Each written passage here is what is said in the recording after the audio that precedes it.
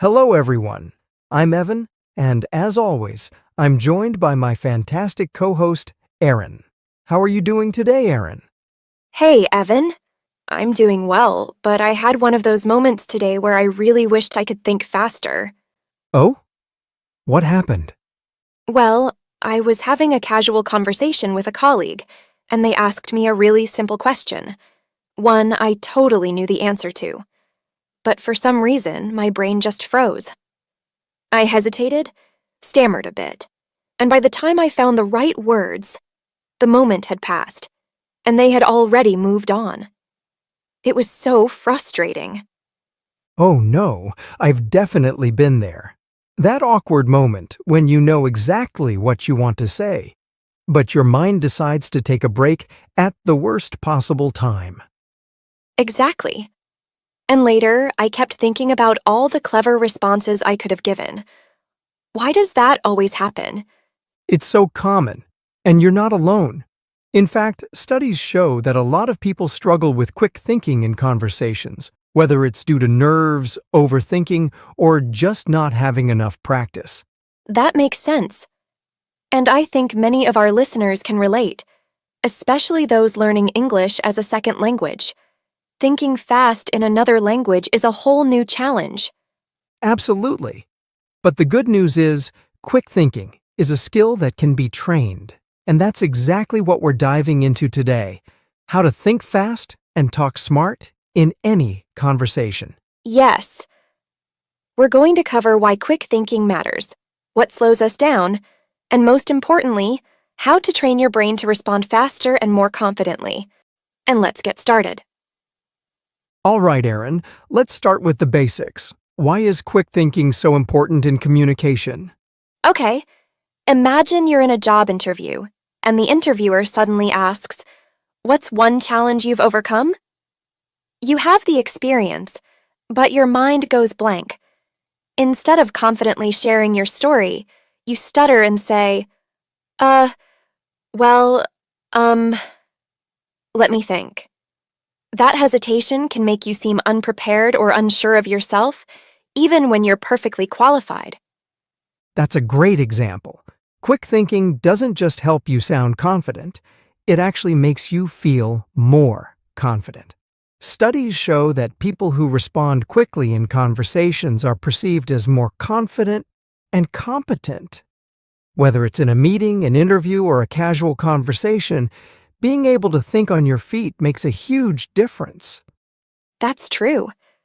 In fact, research from Harvard Business Review suggests that clear and confident speakers often gain more credibility and influence in social and professional settings. And let's clear up a big misconception. Thinking fast isn't the same as speaking fast. Some people believe that if they talk quickly, they sound smart. But in reality, clarity is more important than speed. Exactly. Think of it like driving a car. You don't need to speed to get to your destination quickly. You just need to know the best route. Speaking clearly and concisely helps you get your point across faster than rushing through your words. That's a perfect metaphor, and fluency isn't built overnight. Just like learning an instrument or a new sport, the more you practice, the faster and smoother you become. Totally. So if quick thinking is so important, what actually stops us from responding smoothly in conversations? Let's break it down. The first challenge is overthinking. Imagine you're texting a friend and you rewrite your message 5 times before sending it. That's what happens in real-life conversations. Some people try to construct the perfect sentence in their mind before speaking, and by the time they're ready, the moment has passed. Then there's fear of mistakes. I remember when I was learning Spanish, I hesitated so much because I was afraid of sounding silly. But the truth is, making mistakes is part of the learning process. Right. Another challenge is mental blocks. When you're put on the spot, your brain just freezes. It's like when someone asks you, "What's your favorite movie?" And even though you've watched hundreds, you can't think of a single one. And finally, there's the language barrier. If English isn't your first language, sometimes the words don't come as quickly as you'd like. So true. But the good news is, there are strategies to help with all of these challenges. All right, let's dive into the first strategy, staying calm under pressure. This one's huge because when we're nervous, our brains go into fight or flight mode, making it harder to think clearly. So true. It's like when you're watching a quiz show and the contestant knows the answer, but because of the pressure, they just blurt out something completely random. Exactly. I remember this happened to me in a presentation once. I was so worried about messing up that my mind went blank. I could hear my heartbeat in my ears, and all the great points I had prepared just vanished. Oh no. So, what did you do? I took a deep breath, seriously. Just pausing for a second and reminding myself that I wasn't in any danger helped my brain reset. And instead of panicking, I started speaking slowly and focused on my key points. That's such a good tip. When we calm ourselves down, our brains can function normally again. A simple trick is to take a slow breath before responding. It helps break that panic cycle. Now, on to the second strategy, anticipating responses. This one's all about being prepared. Right. Think of it like playing chess. Good chess players don't just react to their opponent's moves, they predict them in advance. Exactly! And we do this naturally in daily life. For example, when you walk into a coffee shop, you already know what the cashier is going to ask. What would you like to order? That's why you don't freeze when answering. Yes. The trick is to apply this to conversations. If you're going to a job interview, think about what they might ask. If you're meeting a new person, prepare a few casual questions or answers. And this doesn't just work for planned situations. Even in everyday conversations, you can predict the flow. If someone asks, "How was your weekend?" you already have an answer in mind. That's such a great point. The more you anticipate, the less likely you are to get caught off guard. But even with preparation, sometimes we just need a moment to gather our thoughts. Which brings us to the next trick, using time fillers. This is a game changer for quick thinking. Oh, yes. You know when someone asks you a question and your brain just needs a second to catch up? Instead of standing there in silence, you can use time fillers like, "That's a great question," or "Let me think about that for a second." Exactly. It's like giving your brain a few extra seconds to load the right answer. I actually use this all the time when I forget someone's name. Instead of panicking, I'll say, I remember you from... And while I'm saying that, I'm searching my memory for their name. That's a smart trick. Another good one is, "Well, it really depends," or "I see what you mean." These phrases buy you time while making you sound engaged. The key is to make it natural. If you suddenly go silent for too long, it can feel awkward. But with fillers, you keep the conversation flowing. Now, let's talk about paraphrasing, one of my favorite tricks. Same here. Paraphrasing is when you repeat or reword what someone just said to give yourself time to think. Right. Let's say someone asks, "What do you think about the new project?"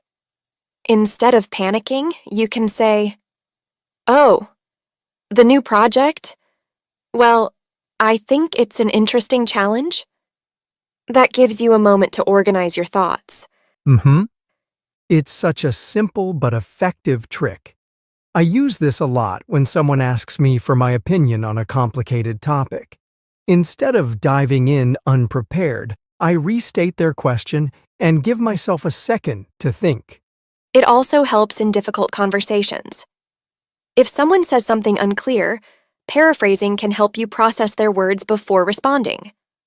Exactly. And it makes you sound more engaged, too. Win-win. 100%. All right, the next strategy is a big one, thinking in simple structures. Yes.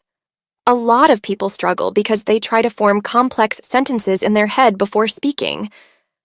But the truth is, Clear and simple beats, complicated and messy every time. 100%. Imagine explaining something to a 5-year-old. You wouldn't use big, confusing words. You'd keep it simple and direct. That's the mindset you need in conversations. And the great thing is, people appreciate clarity. If you keep your sentences short and structured, like, I think this because, or my opinion is, it makes your ideas easier to follow. And it takes the pressure off. You don't need to sound like a professor. Just focus on getting your point across.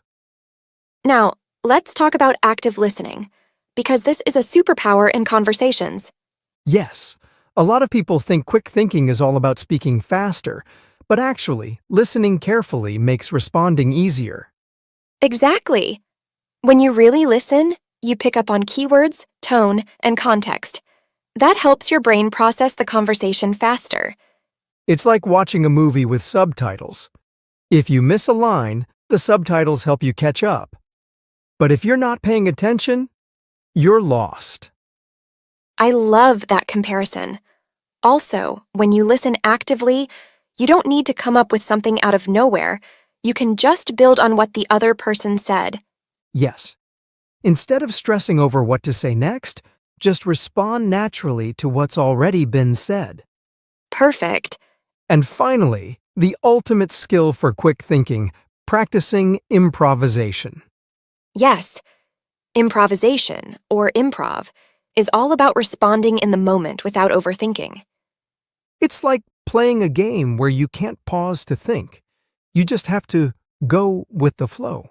And the best way to practice is through small exercises. One fun method is word association. If I say apple, you say, Juice. and if I say ocean, you say, Waves. see? No time to think, just respond. This helps train your brain to react faster in conversations. Another great exercise is storytelling. Give yourself 30 seconds to tell a quick story based on a random word. The goal is to keep going without stopping. I love that. And the best part? The more you practice, the better you get. Exactly. Quick thinking isn't about being born with a special skill. It's about training your brain. Wow, we covered so much today. From staying calm and using time fillers to thinking in simple structures and practicing improv, these strategies can really help anyone improve their quick thinking skills. And remember, quick thinking isn't about being perfect. It's about being prepared and confident. So keep practicing, and before you know it, you'll be thinking faster and talking smarter in any situation. That's right. Keep practicing, keep learning, and keep leaping forward in your English journey. See you next time.